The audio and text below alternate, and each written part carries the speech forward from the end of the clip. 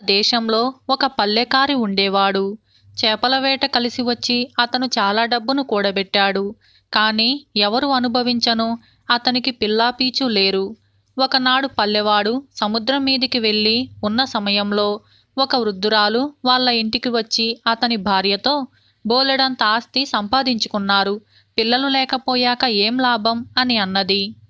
పిల్లలు రాసిపెట్టలేదు, ఎంత విచారపడి మాత్రం ఏం చెయ్యగలం అన్నది పల్లెవాడి భార్య. అర్థం లేని మాట, నేను చెప్పినట్టు చెయ్యి, నిక్షేపంగా పిల్లలు పుడతారు. నీ భర్తను ఒక బంగారు చేపను పట్టుకురమ్మను, దాన్ని వండి 6 ముక్కలుగా తరుగు. ఒక ముక్క నువ్వు తిను, ఇంకోటి నీ భర్తను తినమను. ఒక ముక్క మీ ఆడకుక్కకు, మరో ముక్క మీ ఆడ గుర్రానికి పెట్టు. మిగిలిన 2 ముక్కలు ఇంటి ముందు చెరొక పక్క పాతిపెట్టు అని ముసలామె తన దారిన తాను వెళ్ళిపోయింది. పల్లెవాడి భార్య ముసలామె చెప్పినట్టే తన భర్త చేత బంగారు చేపను తెప్పించి వండి 6 ముక్కలు చేసి, ఒకటి తాను తిని మరొకటి తన భర్త చేత తినిపించింది. ఒకటి కుక్క చేత, ఇంకొకటి గుర్రం చేత తినిపించి మిగతా 2 ముక్కలు ఇంటి ముందు అటూ ఇటూ పాతి పెట్టింది. కాలక్రమాన ఇంటి ముందు 2 పున్నాగ చెట్లు మొలిచాయి. కుక్క గుర్రము 2 పిల్లలను ఈనాయి. పల్లెవాడి భార్య కవల పిల్లలను కన్నది. ఆ పిల్లలకు మిత్రుడు, మకరుడు అని పేరు పెట్టారు. ఆ పిల్లలిద్దరి మధ్య ఏమాత్రమూ తేడా తెలిసేది కాదు. తల్లే భేదం తెలుసుకోలేక ఇద్దరికీ వేరువేరు రంగుల దుస్తులు తొడిగేది. క్రమంగా చెట్టు, గుర్రాలు, కుక్కలు పెరిగాయి. కవల పిల్లలు కూడా పెరిగి యుక్త వయస్కులయ్యారు. వాళ్లకు ప్రపంచం చూడాలనే బుద్ధి పుట్టింది. కాని 2 కొడుకులు ఒకేసారి ఇల్లు వదిలిపోవటానికి తల్లిదండ్రులు ఒప్పుకోలేదు. అందుచేత పెద్దవాడైన మిత్రుడు బయలుదేరుతూ మకరుడితో, తమ్ముడు, నా చెట్టును ఒక కంట కనిపెట్టి ఉండు. అది నవనవలాడుతూ ఉన్నంత కాలము నన్ను గురించి బెంగపడవలసిన అవసరం లేదు. కాని అది వాడినట్టు కనపడితే నేను ప్రమాదంలో ఉన్నట్టు గ్రహించి నా కోసం బయలుదేరు అని చెప్పాడు. మిత్రుడు చాలా రోజులు ప్రయాణించి ఒక నగరం చేరుకొని అక్కడి పేదరాశి పెద్దమ్మ ఇంట బస చేశాడు. అతడు పెద్దమ్మతో, పెద్దమ్మ, ఏమిటి ఈ నగర విశేషాలు అని అన్నాడు. ఏమున్నది నాయనా, ఈ రాజుకు జగన్మోహిని అనే కుమార్తె ఉన్నది.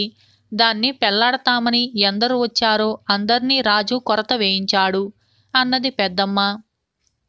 మిత్రుడు పెద్దమ్మ ఇంటి కిటికీలో నుంచి ఎదురుగా ఉన్న రాజభవనం కేసి వింతగా చూసి, అలాంటి విషయాల జోలి మనకెందుకులే, నీకు సంగీతం పాడి వినిపించనా అని తుంబరా మీటుతూ చాలా చక్కగా పాడాడు. రాజకుమార్తె జగన్మోహిని తన గది గవాక్షం దగ్గర నిలబడి అతను పాడిన పాటను ఆలకించి తన్మయత్వం చెందింది.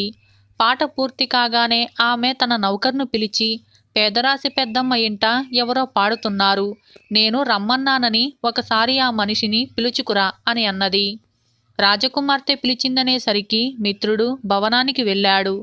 అతన్ని చూడగానే జగన్మోహినికి అతని పైన అపారమైన మోహం పుట్టుకొచ్చింది. ఆమె వెంటనే తన తండ్రి దగ్గరకు వెళ్ళి, నాన్న, నేను పెళ్లాడగోరేవాడు దొరికాడు అని చెప్పింది.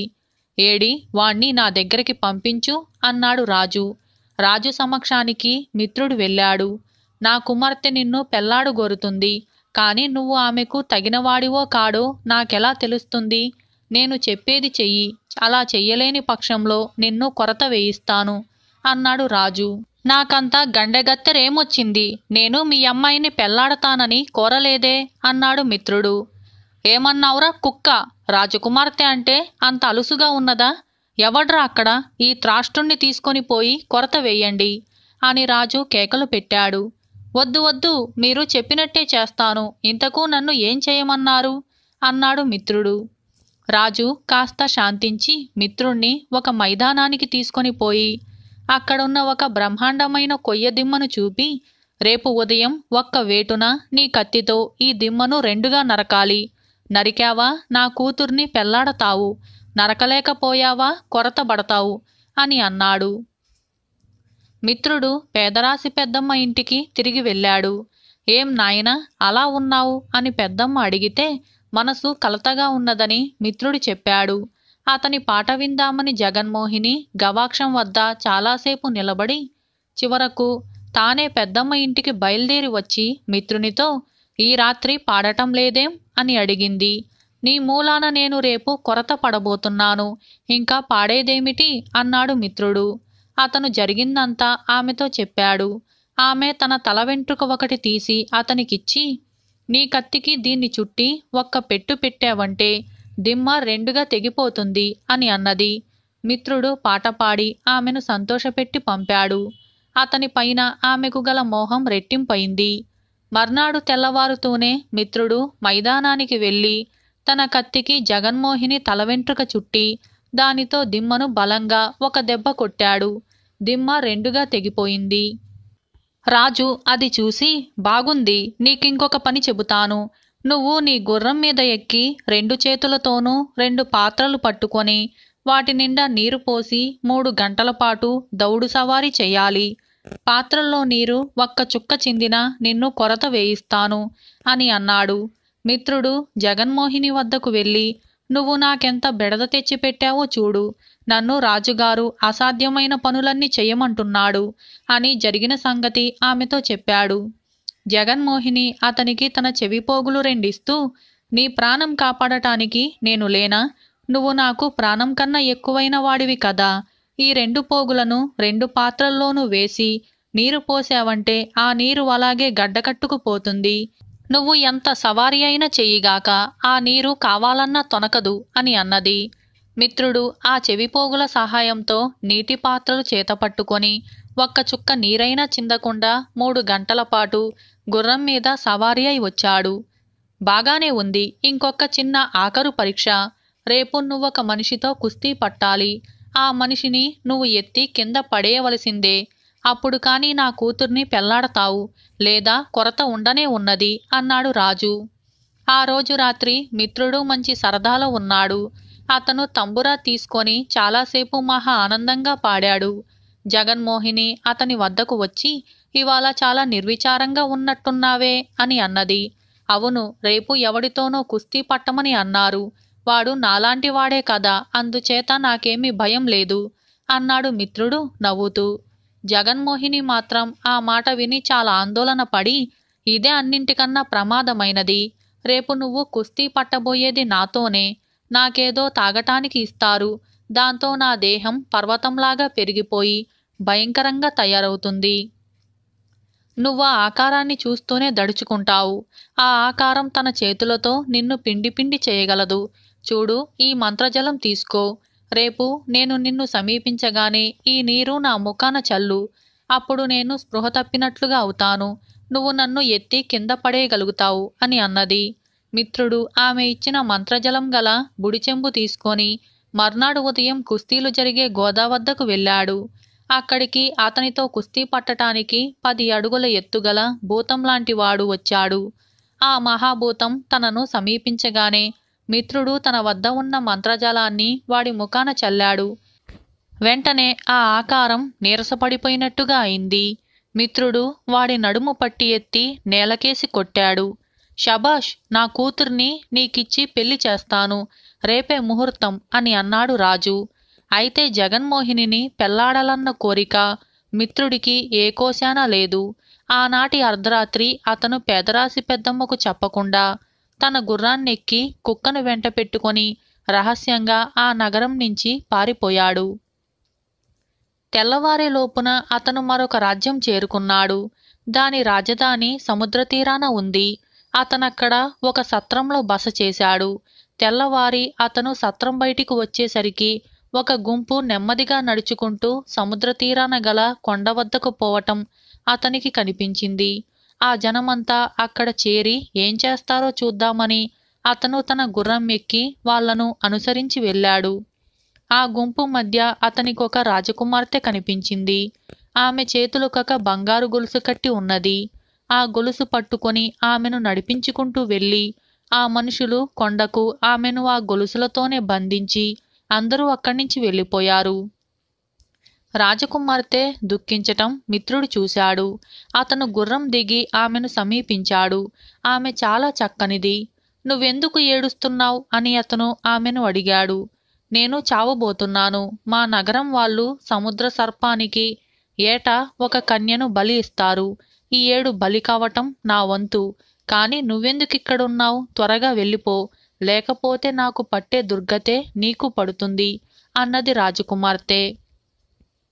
నేను వెళ్ళను అన్నాడు మిత్రుడు. అతనికామె మీద అమితమైన ప్రేమ కలిగింది. అంతలోనే సముద్రం తెర్లింది. ఒక మహాసర్పం ఒడ్డుకు వస్తుండటం చూసి మిత్రుడు తన కుక్కను దానిపైకి ఉసిగొల్పాడు. అతని కుక్క ఆ సర్పం కంఠాన్ని గట్టిగా పట్టుకుంది. మిత్రుడు తన కత్తి దూసి సర్పం మీద కలియబడ్డాడు. సర్పం మహాఘోరంగా పోట్లాడింది. కాని చివరకు మిత్రుడు కుక్క చేరి ఆ సర్పాన్ని కడతేర్చారు. తరువాత మిత్రుడు రాజకుమార్తె కట్లను ఊడదీసి ఆమెను తన గుర్రం మీద ఎక్కించుకొని రాజు వద్దకు తీసుకొని పోయాడు. జరిగిందంతా విని రాజు సంతోషించి తన కుమార్తెను మిత్రుడికిచ్చి మహావైభవంగా పెళ్లి చేశాడు. అతను రాజకుమార్తెతో మామగారి ఇంటనే ఉండి సుఖంగా కాలం గడపసాగాడు. ఒకనాడు అతనికి వేటకు వెళ్లాలని అనిపించింది. వేటకు వెళ్ళదలిస్తే పరివారాన్ని వెంటపెట్టుకుని వెళ్ళు అన్నాడు అతని మామగారు. నాకు ఏ పరివారమూ వద్దు, ఒంటరిగానే వెళ్తాను అన్నాడు మిత్రుడు. రాజకుమార్తెను పెళ్లాడాక అతనికి అడుగడుగునా పరివారం వెంట ఉండటంతో చాలా విసుగెత్తింది. అతను సగం ఒంటరిగా ఉండటానికే వేటకు బయలుదేరాడు. అతను తన కుక్కను వెంట తీసుకొని గుర్రాన్నెక్కి బయలుదేరాడు. కొంతసేపటికి అతనికి దాహం వేసింది. ఆ స్థితిలో అతనికి అరణ్యం మధ్య ఒక కుటీరం కనిపించింది. ఆ కుటీరంలో ఒక ముసలిది ఉన్నది. ఆమె మంత్రగత్తె అని తెలియక మిత్రుడామెను కాసిని మంచినీరు తాగటానికి ఇవ్వమనేసి అడిగాడు. నీ కుక్కను చూస్తే భయంగా ఉంది, దాన్ని చరణాకోలతో ఒకసారి భయపెట్టని అన్నది ముసలిది. భయపెట్టు, అది మంచి కుక్కే అన్నాడు మిత్రుడు. ముసలిది ఆకుపచ్చ రంగు గల చరణాకోల తెచ్చి కుక్క మీద చెల్లుమనిపించింది. వెంటనే కుక్క కాస్త శిలైపోయింది. మరుక్షణమే ముసలిది తన చరణాకోలను మిత్రుడిపైన అతని గుర్రం పైన చెల్లుమనిపించింది. వాళ్ళు కూడా శిలలుగా మారిపోయారు. మంత్రగత్తె వికవిక నవ్వుకుంటూ తన కుటీరంలోకి వెళ్ళిపోయింది. మిత్రుడు శిలైపోగానే అతని ఇంటి వద్ద ఉండే పున్నాగ చెట్లలో ఒకటి వాడటం ప్రారంభించింది. అది చూసి మకరుడు తన అన్నకేదో విపత్తు సంభవించిందని తెలుసుకొని తన కుక్కను వెంట పెట్టుకొని గుర్రం ఎక్కి బయలుదేరాడు. చాలా రోజులు ప్రయాణం చేసి అతను సముద్ర తీరాన ఉన్న నగరానికి చేరి సత్రంలోనే దిగాడు. సత్రం యజమాని అతన్ని చూస్తూనే, క్షమించండి ప్రభు, తమరు రాజకుమార్తెను వివాహమైనప్పుడు నేను రాలేకపోయాను. ఇప్పుడైనా తమకు నా శుభాకాంక్షలు తెలుపుకొనివ్వండి అని అన్నాడు. సత్రం యజమాని తనను చూసి తన అన్న అనుకుంటున్నట్టుగా మకరుడికి అర్థమైంది. మిత్రుడు రాజకుమార్తెను పెళ్లాడినట్టుగా కూడా స్పష్టమైంది. మకరుడు సత్రం యజమానితో, శుభాకాంక్షలు మనసులో కలగటం ముఖ్యం కానీ వాటిని ప్రకటించటం అంత ముఖ్యం కాదు అని చెప్పి తిన్నగా రాజభవనానికి వెళ్ళాడు. అతన్ని చూస్తూనే రాజు, ఏం నాయనా, ఇన్నాళ్ళు ఎక్కడికి వెళ్ళావు? నీకేం ప్రమాదం జరిగిందోనని భయపడుతున్నాం అని అన్నాడు. ఆయన కూడా మకరుణ్ణి చూసి మిత్రుడనే భయపడ్డాడు. మిత్రుడి భార్య కూడా అలాంటి పొరపాటే చేసింది. ఆమె అతనికి ఆత్రంగా ఎదురు వచ్చి, ఏవండి, మీ గురించి చాలా భయపడిపోయాం అని అన్నది. మకరుడు ఆమె కేసి ఎవరినో చూసినట్టుగా చూసి మాటా పలుకు లేకుండా వెనక్కు తిరిగి మరొక పక్కగా లోపలికి వెళ్ళాడు. ఈ నిరాదరణ చూసి మిత్రుడి భార్య గుడ్లనీళ్లు కుక్కుకుంటూ అవతలికి వెళ్ళిపోయింది. ఆ రాత్రి మకరుడు రాజభవనంలో ఉండక సత్రానికి వెళ్ళిపోయాడు. తన అన్న వేటకని బయలుదేరి వెళ్ళినట్లు అతనికి తెలిసింది. అందుచేత అతను తెల్లవారుతూనే తన కుక్కను వెంట పెట్టుకొని గుర్రం మీద బయలుదేరి కొంతసేపటికి మంత్రగత్తె కుటీరం దగ్గరికి వచ్చాడు. కుటీరం వెలుపల శిలల రూపంలో ఉన్న తన అన్నను, అతని గుర్రాన్ని, కుక్కను మకరుడు గుర్తించాడు. అతను కుటీరం లోపలికి వెళ్ళి ముసలిదాని పీక గట్టిగా పట్టుకొని, ముసలిదానా, మా అన్నను మనిషిని చెయ్యి అని అన్నాడు. నీ కుక్కను చూస్తే భయం వేస్తోంది, దాన్ని చరణాకోలాతో ఒక్కసారి బెదిరించనివ్వు, తరువాత నీ అన్నను మనిషిని చేస్తాను అని అన్నది ముసలిది. మకరుడు తన కుక్కను ముసలిదానిపైకి ఉసిగొల్పాడు. అది వెళ్ళి ముసలిదాని పిక్కను బలంగా పట్టుకుంది. నీ కుక్కను విడిపించు, నీ అన్నను మనిషిని చేస్తాను అన్నది ముసలిది. ఏం చెయ్యాలో నాకు చెప్పు, లేదా నా కుక్క నిన్ను తినేస్తుంది అని అన్నాడు మకరుడు. నా దగ్గర 2 చరణాకోలాలు ఉన్నాయి. ఆకుపచ్చది ఎవరి మీదనైనా చల్లుమనిపిస్తే వాళ్ళు శిలవుతారు. ఎర్రదాన్ని చెల్లుమనిపిస్తే తిరిగి ప్రాణం వచ్చేస్తుంది అన్నది ముసలిది. మకరుడు ఎర్ర చరణాకోల తీసుకొని తన అన్న మీద, అతని గుర్రం మీద, కుక్క మీద చెల్లుమనిపించాడు. ముగ్గురు మామూలు ప్రాణులయ్యారు. ఆ ముసల్దాన్ని చీల్చి చండాడు అన్నాడు మకరుడు తన కుక్కతో. కుక్క అంత పని చేసి ముసలిదాన్ని చంపేసింది. అన్నాదమ్ములిద్దరూ తమ గుర్రాల మీద రాజభవనానికి బయలుదేరారు. మకరుడు తనలో తాను నవ్వుకుంటూ ఉండటం చూసి, ఎందుకు నీలో నువ్వు నవ్వుకుంటున్నావు అని మిత్రుడు అడిగాడు. మరేమీ లేదు, నీ మామగారు నీ భార్య కూడా నన్ను చూసి నువ్వే అనుకున్నారు అన్నాడు మకరుడు. మిత్రుడు అసూయతో ఆవేశం చెంది తన కత్తి దూసి మకరుణ్ణి పొడిచి చంపేశాడు. అతను మకరుడి శవాన్ని దారిలోనే వదిలేసి రాజభవనానికి వెళ్ళాడు. అతని భార్య బెదురుగా అతన్ని సమీపించి పలకరించింది. బాగా ఏడ్చినట్టుగా ఆమె కళ్ళు వాచి ఎర్రబడి ఉన్నాయి. ఎందుకేడుస్తున్నట్టున్నావు అని అతను తన భార్యను చిరాకుగా అడిగాడు. ఏడవకేం చేయను, నిన్న మీరు వచ్చి నాకేసి చురచురా చూసి ఒక్క మాటైనా అనకుండా నన్నెవరో పరాయిదాన్ని చూసినట్టుగా చూసి వెళ్ళిపోయారు అన్నది రాజకుమార్తె. మకరుడు చాలా ఉదారంగా ప్రవర్తించినట్టుగా మిత్రుడికి అర్థమైంది. అలాంటి వాణ్ణి అసూయ కొద్దీ చంపినందుకు అతను చాలా నొచ్చుకున్నాడు. మిత్రుడు తన భార్యను వెంట పెట్టుకొని అరణ్యంలో మకరుడి శవం పడి ఉన్న ప్రదేశానికి వచ్చాడు. మకరుడి గుర్రము, కుక్క అక్కడే ఉండి శవాన్ని కాస్తూ ఉన్నాయి. మిత్రుడు ఆ శవం మీద ఎర్ర చరణాకోల చెల్లుమనిపించేసరికి మకరుడు నిద్రలేచిన వాడిలాగా లేచి కూర్చొని, నాకేమైంది, గుర్రం మీది నుంచి కింద పడ్డానా అని అడిగాడు. లేదు తమ్ముడు, అసూయ చేత నిన్ను చంపాను. నీకు చాలా అన్యాయం చేశాను, క్షమించు అన్నాడు మిత్రుడు. ముగ్గురూ కలిసి సంతోషంగా రాజభవనానికి తిరిగి వెళ్ళారు. మర్నాడు ఉదయం మిత్రుడు మకరుడితో, నువ్వు కూడా పెళ్లి చేసుకుంటే బావుంటుంది అని అన్నాడు. అలాగే చేసుకుంటాను, కానీ నన్ను పెళ్లాడేటందుకు సిద్ధంగా ఎవరున్నారు అని అన్నాడు మకరుడు. నిన్ను పెళ్లాడటానికి తహతహలాడిపోతున్న మనిషే ఉంది అని మిత్రుడు జగన్మోహిని సంగతి చెప్పి అతన్ని ఆమె ఉండే దేశానికి పంపాడు. మకరుణ్ణి చూడగానే జగన్మోహిని, అన్ని అడ్డంకులు తీరిపోయి రేపు పెళ్లి చేసుకుందాం కదా అని నేను ఉబలాట పడుతూ ఉంటే ఎక్కడ మాయమయ్యావు అని అన్నది. నేను మిత్రుణ్ణి కాను, నా పేరు మకరుడు అన్నాడు మకరుడు.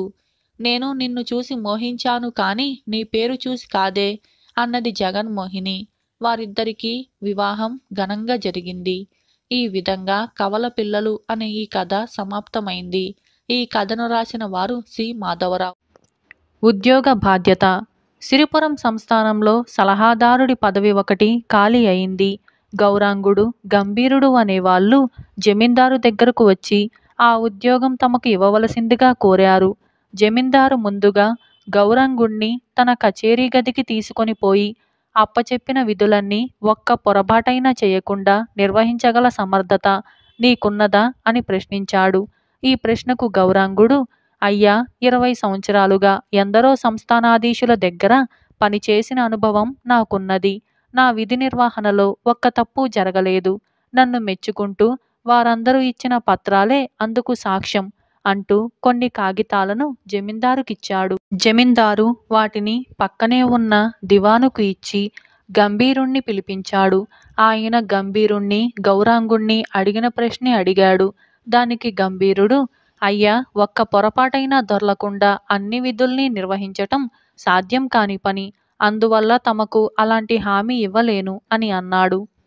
జమీందారు అతన్ని మందలిస్తున్నట్లుగా, అలాంటప్పుడు ఇటువంటి ఉన్నత పదవి కావాలంటూ ఎగబడటం తప్పు కాదా అని అన్నాడు. క్షమించండి, చేసిన పనిలో పొరపాటేదైనా జరిగినప్పుడు దాన్ని సకాలంలో సరిదిద్దుకొని మళ్ళీ అంతా సక్రమంగా జరిగిపోయేట్టు చూడగల సమర్థత నాకున్నది. పొరపాట్ల ద్వారా నేర్చుకున్న పాఠాలు, అనుభవాలు ఆ తరువాత మనిషికి ఎంతో ఉపయుక్తం కాగలవన్న సంగతి మీకు తెలియనిది కాదు కదా అన్నాడు గంభీరుడు. జమీందారు అతన్ని రేపే వచ్చి ఉద్యోగంలో చేరమని చెప్పి పంపించేశాడు. జమీందారు పక్కనే ఉన్న దివానుకు జమీందారు గంభీరుడికి ఉద్యోగం ఇవ్వటం ఆశ్చర్యం కలిగించింది. గౌరాంగుడికి చాలామంది మంచి యోగ్యతా పత్రాలిచ్చారు. అతడు లోగడ నిర్వహించిన పదవుల్లో ఒక్క పొరపాటు కూడా చేసినట్టుగా కనపడటం లేదు. తమరు అలాంటి వాణ్ణి వదిలి ఏ అర్హతలు చూసి గంభీరుడికి ఉద్యోగమిచ్చారో అర్థం కావటం లేదు అన్నాడు దివాను. దివాను సందేహం విని జమీందారు, గౌరాంగుడు విధి నిర్వహణలో తానెన్నడూ ఒక్క తప్పు కూడా చేయలేదంటున్నాడు. ఆ మాట నమ్మటం ఎలా? అలాంటి వాళ్ళు స్వయంగా ఏ పని ముట్టుకోకుండా సహాయకుల మీద ఆధారపడతారు. వాళ్ళు ఏవైనా పొరపాట్లు జరిగితే వాటిని వాళ్ళ మీద రుద్దుతారు. ఒక్క పొరపాటు కూడా దొర్లకుండా బాధ్యత గల పదవుల్ని అంతకాలం నిర్వహించటం ఎవరికీ సాధ్యపడదు. ఏమంటారు అని అన్నాడు. దివాను జమీందారు చెప్పిన దాంట్లో ఎంతో వాస్తవం ఉన్నదని గ్రహించి, అవును, మీరన్నది నిజం అని అన్నాడు. ఏవైనా బాధ్యతలు నిర్వహించేటప్పుడు పొరపాట్లు జరిగే అవకాశం ఉన్నదని గుర్తించిన వాడు గంభీరుడు. అలాంటి వాటిని కప్పిపుచ్చటం కన్నా సరిదిద్దుకోవటం ప్రయోజనకరమని అతడికి తెలుసు. ఆ కారణం వల్లనే సలహాదారుగా ఉండటానికి అతడు అర్హుడని నిర్ణయించాను అన్నాడు జమీందారు. గంభీరుడు జమీందారుకిచ్చిన పదవిలో మంచి పేరు తెచ్చుకొని కొంతకాలం తరువాత సంస్థానానికి దివానుగా నియమించబడ్డాడు. ఇలా ఉద్యోగ బాధ్యత అని ఈ కథ సమాప్తమైంది. ఈ కథను రాసిన వారు జొన్నలగడ్డ రత్న. ఆస్థాన తిండిపోతూ కథ. ఈ కథను రాసిన వారు వసుంధర. ఇక కథలోకి వెళ్దాం. రంగాపురంలో ఉండే చింతాలుడు పరమ సోమరి. ఏ పని చేయాలన్నా వాడికి బద్ధకం. ఆ కారణం వల్ల వాడు కొందరు అమాయకుల చుట్టూ చేరి తను చాలా గొప్పవాడినని ప్రగల్భాలు పలుకుతూ ఉండేవాడు. ఒకసారి ఆ అమాయకుల్లో ఒకడు వాణ్ణి, ఏమిటి నీ గొప్పతనం? ఎప్పుడు ఏ చెట్టు కిందో గోళ్ళు గిల్లుకుంటూ కూర్చోవటమే కదా నీ పని అని అన్నాడు. నువ్వు రోజంతా కష్టపడి పనిచేస్తావు కదా, ఒక్కసారిగా ఎన్ని జామకాయలు తినగలవు అని చింతాలుడు వాణ్ణి అడిగాడు. అమాయకుడు కొంచెంసేపు ఆలోచించి 15 అని అన్నాడు. నేను 40 తినగలను తెలుసా అన్నాడు చింతాలుడు. అమాయకుడు ఆశ్చర్యపోయి, తిను చూద్దాం అన్నాడు. జామకాయలు తీసుకురండి, అలాగే తినేస్తాను అన్నాడు చింతాలుడు. అమాయకుడు తన స్నేహితులను వెంట పెట్టుకుని వెళ్ళి 40 జామకాయలు పోగుచేసి తెచ్చాడు. చింతాలుడు ఏకబిగిన 40 జామకాయలు తినేశాడు. అమాయకుడు చింతాలుడి వంక జాలిగా చూసి, పాపం, నీకింత తిండి పుష్టి ఉంటే కష్టం. అసలే కష్టపడి పని కూడా చెయ్యలేవు. తినటానికి డబ్బెక్కడి నుంచి వస్తుంది అని అన్నాడు. కష్టపడి పని చేయకపోతేనే ఇంత తింటున్నాను కదా. కష్టపడ్డానంటే నా ఆకలి ఇంకా పెరిగిపోదు. అందుకే నేను కష్టపడి పనిచేయటం లేదు అన్నాడు చింతాలుడు. అవును, నిజమే పాపం అని జాలిపడ్డాడు అమాయకుడు. నా వంటి వాణ్ణి పనిచేయమనటం అన్యాయం. నేను తిండి పోటీల్లో నెగ్గి మన గ్రామానికి పేరు తెస్తాను. రోజు అభ్యాసానికి నాకు బాగా తిండి పెట్టి పోషించండి అన్నాడు చింతాలుడు. వాడు పోటీల మాట తెచ్చినందుకంటే ఏటా పొరుగురి జమీందారు తిండి పోటీలు నిర్వహిస్తాడు. అందులో నెగ్గిన వాణ్ణి ఏడాది పాటు ఆయన పోషిస్తాడు. అలా పోటీల్లో నెగ్గి జమీందారు గారి ఆస్థాన తిండిపోతు కావాలని చింతాలుడు కలలుగంటున్నాడు. చింతాలుడు చెప్పింది విని అమాయకుడు గ్రామాధికారి దగ్గరకు వెళ్ళి సంగతి చెప్పి, వాడి తిండి పుష్టి గొప్పది. కొంతకాలం పాటు మనమంతా కలిసి పోషించామంటే వాడు మన గ్రామానికి పేరు తెస్తాడు అని అన్నాడు. గ్రామాధికారికి చింతాలుడి పథకం అర్థమైంది. వాడికి ఎలాగైనా బుద్ధి చెప్పాలనుకున్నాడాయన. కొంతకాలం క్రితం జమీందారు దగ్గర ఆస్థాన తిండిపోతుగా ఉన్న సపుష్టి ఆయనకు తెలుసు. గ్రామాధికారి సపుష్టికి కబురు పెట్టి రప్పించి తరువాత చింతాలుడిని పిలిచి, నీకు ఆస్థాన తిండిపోతు పోటీల్లో పాల్గొని గెలవాలని ఉన్నదట, నిజమా అని అన్నాడు. సరే, అందుకు మేమంతా కలిసి నిన్ను తయారు చేయాలనుకుంటున్నాం. అయితే నీ సామర్థ్యం ఏపాటో ముందు పరీక్షించాలి కదా. ఇదిగో ఈ సపుష్టి 2 సంవత్సరాల క్రితం తిండి పోటీల్లో నెగ్గి ఏడాది పాటు జమీందారు పోషణలో ఉన్నాడు. నువ్వితన్ని తిండి పోటీల్లో ఓడించగలిగితే గ్రామం నిన్ను తిండి పోటీకి తయారు చేస్తుంది అని అన్నాడు. చింతాలుడు పోటీకి సిద్ధపడ్డాడు. నువ్వు బక్క ప్రాణిలా ఉన్నావు, నాతో పోటీ పడగలలేవు అన్నాడు సపుష్టి. ఏకబిగిన 40 జామకాయలు తిన్నాను, నా సంగతి నీకు తెలియదు అన్నాడు చింతాలుడు కోపంగా. అయినా సరే, రేపు నీకు నాకు గారెల పోటీ. నువ్వెన్ని తినగలవో అన్నింటికి నేను 10 ఎక్కువ తింటాను అన్నాడు సపుష్టి. మర్నాడు పోటీకి ఏర్పాట్లు జరిగాయి. ముందు చింతాలుడు తినటం ప్రారంభించి 200 గారెలు తిన్నాడు. అంతా వాడి తిండి పుష్టికి ఆశ్చర్యపోయారు. తరువాత సపుష్టి గారెలు తినటం మొదలుపెట్టాడు. వాడు అవలీలగా 150 గారెలు తినేసరికి చింతాలుడు భయపడ్డాడు. అప్పుడు వాడు వంటవాడికి సైగ చేశాడు, గారెలు పెద్దవిగా చెయ్యమని. చింతాలుడు అందిస్తుంటే సపుష్టి ఆ పెద్ద గారెలను కూడా మరొక 10 సునాయాసంగా తినేశాడు. చింతాలుడు మరింతగా భయపడిపోయి సపుష్టి తినే గారెల లెక్క తప్పుగా చెప్పసాగాడు. ఇందుకు వాడి చుట్టూ చేరిన అమాయకులు సహకరించారు. ఇందువల్ల సపుష్టి తిన్న గారెల సంఖ్య 200 కావటానికి చాలాసేపు పట్టింది.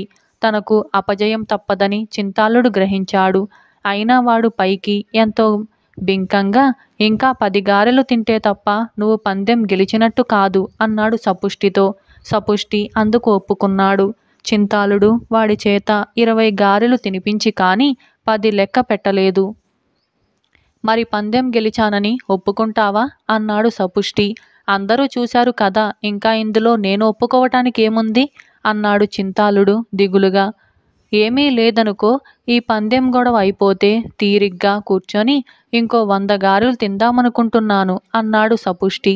చింతాలుడు సపుష్టి తిండి పుష్టికి ఆశ్చర్యపోయి, ఇంత తినాలంటే ఏం చెయ్యాలో ఆ ఉపాయం కాస్త నాకు చెప్పు అని అడిగాడు. నా ఆకలిని బట్టి నేను తింటున్నాను అంతే. ఇందులో ఉపాయమేమీ లేదు. ఉపాయం ఏమన్నా ఉన్నా నేను చెప్పలేను. ఎందువల్లనంటే ఇంత తిండి తినేవాడికి బుర్ర పనిచెయ్యదు. బుర్ర పనిచేస్తే తప్ప ఉపాయాలు తెలియవు అన్నాడు సపుష్టి. అయితే నువ్వు నాకేమీ సలహా ఇవ్వలేవా అని అడిగాడు చింతాలుడు. నేను నీకివ్వగల సలహా ఒక్కటే. నీ ఆకలి తగ్గించుకునే ఉపాయం వెతుక్కో. రోజూ నీకు 200 గారెలు పెట్టేవాళ్ళుండరు అన్నాడు సపుష్టి. బాగానే ఉంది, మరి ఆకలి ఎలా తగ్గుతుంది అన్నాడు చింతాలుడు. సోమరికే ఆకలెక్కువ. వాడి దృష్టి ఎప్పుడూ తిండి మీదే ఉంటుంది. రోజూ కష్టపడి పనిచేస్తే తిండి యావ తగ్గుతుంది. తిన్నా కాస్త వంట పడుతుంది. అంతేకాదు, నిత్యం కష్టపడి కొద్ది రోజులు పని మానేస్తే నా ఆకలికి అంతుండటం లేదు అన్నాడు సపుష్టి. మరి నువ్వు కష్టపడి పనిచేస్తున్నావా అని ప్రశ్నించాడు చింతాలుడు. అవును, అలాగే నా ఆకలి తగ్గించుకుంటున్నాను. ఎవరైనా తిండి పోటీలకు పిలిస్తే వారం రోజులు పనిచేయటం మానేస్తాను అన్నాడు సపుష్టి. ఆ సరికి సోమరి జీవితంలో సుఖం లేదని చింతాలుడు గ్రహించాడు. సోమరికి ఆకలి బాధ ఎక్కువని, కష్టపడి పని చేసుకుంటే తప్ప జీవితం సుఖంగాను ఆరోగ్యంగాను ఉండదని వాడు తెలుసుకున్నాడు. ఆ తరువాత చింతాలుడు తన సోమరి పద్ధతులను మార్చుకొని కష్టపడి పనిచేయటం అలవాటు చేసుకున్నాడు. ఇలా ఆస్థాన తిండిబోతు అనే ఈ కథ సమాప్తమైంది. ఈ కథను రాసిన వారు వసుంధర. తిప్పకొయ్య కథ.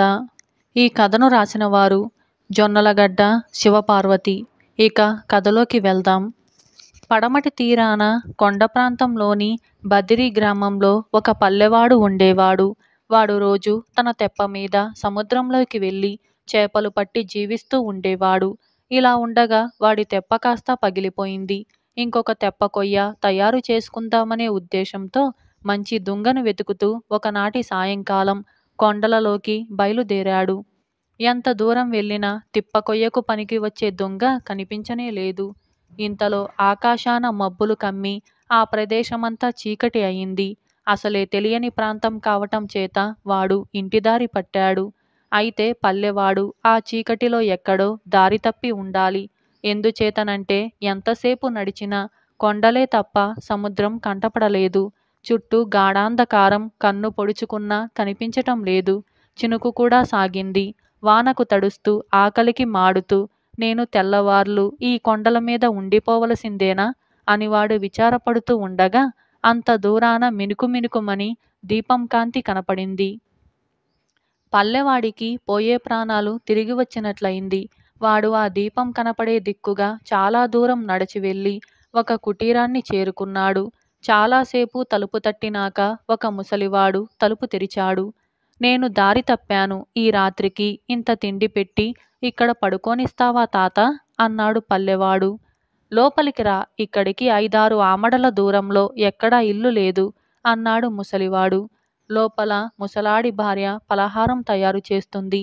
ఆమె పల్లెవాడితో ఏమీ మాట్లాడలేదు. ముసలివాడితో కూడా ఆమె ఒక్క మాట మాట్లాడలేదు. వంట పూర్తి కాగానే ముగ్గురు ఫలహారం చేసి పడుకున్నారు. పల్లెవాడు కళ్ళు మూసుకున్నప్పటికీ వాడికి నిద్ర పట్టలేదు. ఈ ముసలివాళ్ళు ఈ నిర్జన ప్రదేశంలో ఎందుకుంటున్నారు? వాళ్ళు ఒకరితో ఒకరు మాట్లాడుకోరేం? వీళ్ళ రహస్యమేమిటో తెలుసుకోవాలి అనుకున్నాడు వాడు. అర్ధరాత్రి వేళ ముసలివాడు మెల్లగా లేచి పిల్లిలాగా నడుస్తూ ఒక మూల ఉన్న పెట్టె వద్దకు వెళ్ళాడు. వాడు ఆ పెట్టె మూత ఎత్తి అందులో నుంచి ఒక నీలం రంగు కులాయి తీయటం పల్లెవాడు చూశాడు. ముసలివాడు ఆ కులాయి నెత్తిన పెట్టుకొని కాశ్మీరం కాశ్మీరం అన్నాడు. వెంటనే ఇంద్రజాలంలాగా ముసలివాడు మాయమైపోయాడు. తరువాత ముసలది లేచి పెట్టె దగ్గరకు వెళ్ళి అందులో నుంచి ఇంకొక నీలం కులాయి తీసి నెత్తిన పెట్టుకొని కాశ్మీరం కాశ్మీరం అన్నది. తరువాత ఆమె కూడా అంతర్ధానమైంది. పల్లెవాడు ఇదంతా చూసి కొంతసేపు దిగ్భ్రమ చెందాడు. ముసలి వాళ్ళిద్దరూ లేరని రూఢీ చేసుకొని వాడు కూడా లేచి పెట్టె వద్దకు వచ్చి దాని మూత తెరచి చూశాడు. అందులో ఇంకా 2-3 నీలం రంగు కులాయిలున్నాయి. వాటిలో ఒకటి తీసి నెత్తిన పెట్టుకొని కాశ్మీరం కాశ్మీరం అన్నాడు వాడు. వెంటనే వాడి కళ్ళు బరువుగా మూసుకుపోయి తన మీదుగా గాలి విపరీతమైన వేగంతో వీస్తున్నట్టుగా అనిపించింది. ఆ గాలి హోరు ఆగిపోయాక కళ్ళు తెరిచి చూస్తే వాడు ఒక రాజభవనం భోజనశాలలో ఉన్నాడు. ముసలి దంపతులు రాజుగారు తినగా మిగిలిన ఆహారం తిని మూటలు కట్టుకున్నారు. బంగారు లోటాలు, గిన్నెలు వాళ్ళ మూటల్లోకి వెళ్ళిపోయాయి. పల్లెవాణ్ణి చూడంగానే వాళ్ళు నీలం కులాయిలు నెత్తిన పెట్టుకొని బదిరికొండలు బదిరికొండలు అంటూ మాయమైపోయారు. వాళ్ళు వెళ్ళిపోయాక ఇక తనను అడ్డేవారు లేరనుకొని పల్లెవాడు నిర్విచారంగా తనకు కావలసిన ఆహారమంతా తిన్నాడు. తరువాత రాజుగారి ద్రాక్ష సారాయం వాడి కంట పడింది. దాన్ని తెగ తాగి వాడు ఒళ్ళు తెలియకుండా అక్కడే పడిపోయాడు. తెల్లవారుజామున రాజుగారి నౌకర్లు పల్లెవాణ్ణి భోజనశాలలో చూసి పట్టుకొని పెడరెక్కలు విరిచికట్టి రాజుగారి ఎదుటికి తీసుకుపోయి, మహారాజా రోజు ఎవరికంటా పడకుండా రాజభవనంలోకి చొరపడి దొంగతనాలు చేస్తున్న గజదొంగ వీడే అని చెప్పారు. ఇంత నేర్పరి అయిన దొంగ బ్రతికి ఉండటం మంచిది కాదు.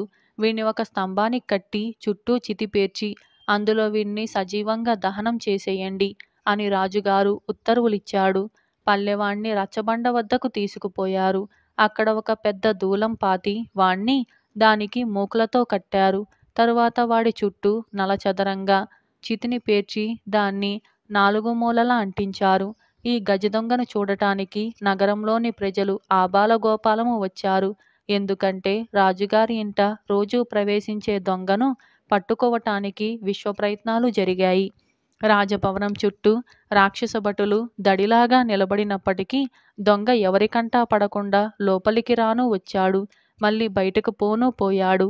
ఈ దొంగ మనిషి కాదని, ఏదో భూతమని కూడా ప్రజలు అనుకునేవారు. అందుచేత పట్టుబడ్డాడనగానే ప్రజలు దొంగను చూడవచ్చారు. మంటలు దగ్గరకు వస్తున్నాయి. పల్లెవాడు తనకు ఆయువు చెల్లిపోయిందనే అనుకున్నాడు. ఇంతలో వాడికి నీలం కులాయి జ్ఞాపకం వచ్చింది. వాడు న్యాయాధికారి కేసి తిరిగి, బాబు, ఒక్క తుది కోరిక, నా నీలం కులాయి నా నెత్తిన పెట్టించండి. అది అంటే నాకెంతో ప్రాణం. దాన్ని కూడా నాతో పాటు కాలి బూడిద కానివ్వండి అని అన్నాడు. ఆ కోరిక న్యాయాధికారికి సబబుగానే కనిపించింది. ఆయన ఆజ్ఞాపించిన మీదట ఒక భటుడు చితి ఎక్కి వెళ్ళి నీలం కులాయిని పల్లెవాడి నెత్తిన పెట్టాడు. పల్లెవాడు వెంటనే బదరికొండలు బదరికొండలు అంటూ అదృశ్యమైపోయాడు.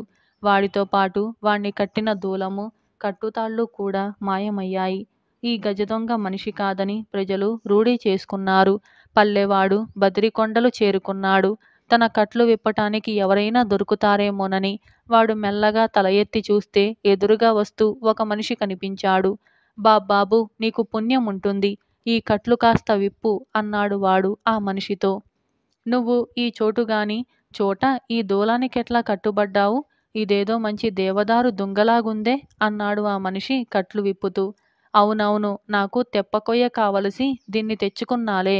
కాశ్మీర్ మహారాజు గారు స్వయంగా దీన్ని నాకు బహుమతిగా ఇచ్చారు అంటూ పల్లెవాడు ఆ దూలాన్ని భుజానికెత్తుకొని ఇంటిదారి పట్టాడు. ఇలా తెప్పకొయ్య అనే ఈ కథ సమాప్తమైంది.